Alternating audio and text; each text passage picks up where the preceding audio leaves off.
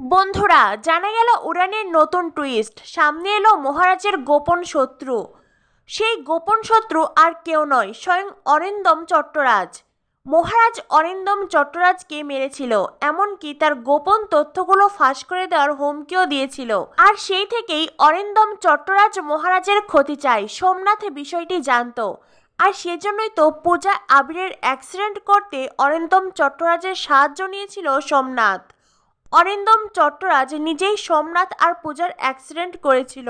দেখা যায় মহারাজ south Indian পোশাক পরে পূজার সামনে দাঁড়ায়। পূজা মহারাজের হাত ধরে টেনে বলে, তুমি কি ভেবেছো মিস্টার মাথা গরম? তুমি সন্ন্যাস নিলেই আমি তোমাকে ছেড়ে দেব?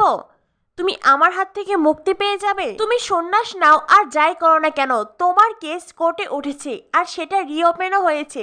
আগামীকাল তোমার কেসের ডেট। আবির আমাকে ফোন করেছিল, আবির আমাকে সবটা জানিয়েছে। মহারাজ বলে, সে কি আবির সুস্থ হয়ে গেছে? পূজা বলে, হ্যাঁ, আবির সুস্থ হয়ে বাড়িতে ফিরেও গেছে। মহারাজ বলে, পূজা তুমি কেন বুঝতে পারছো না? আমার কেস রিওপেন হলে অনেক বড় ক্ষতি হয়ে যাবে। পূজা বলে, মিস্টার মাথা গরম, এখন আর আমার হাতে কিচ্ছু নেই। অলরেডি কেসের ডেট পড়ে গেছে, কাল আমার সাথে তোমাকে কোর্টে যেতেই হবে। এটা শুনে সোমনাথের চোখ বড় বড় হয়ে যায়।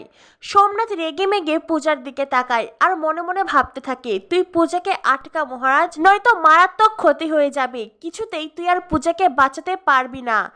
আগামী পর্বে দেখানো হয় অরিন্দম চট্টরাজ শিব আর পূজাকে কিডন্যাপ করেছে। শিবকে কিডন্যাপ করার কারণ হলো চিয়া বলেছে সে শিবকে বিয়ে করতে চায়, আর এই জন্যই শিবের প্রতিও রাগ হয়েছে অরিন্দম চট্টরাজের। মহারাজ ফোন করে অরিন্দম চট্টরাজকে বলে, আমার ভাই শিবকে ছেড়ে দিন। আমার ভাইয়ের যদি কোনো ক্ষতি হয় আমি আপনাকে কিছুতেই ছাড়বো না। অরিন্দম বলে, আর পূজার যদি ক্ষতি হয় তো? মহারাজ বলে, পূজা। তখনই দেখা যায় অরিন্দম চট্টরাজের লোকজন শিবকে বেঁধে রেখেছে, আর অন্যদিকে পূজার মাথায় আঘাত করতেই পূজা জ্ঞান হারিয়ে মাটিতে লুটে পড়ে।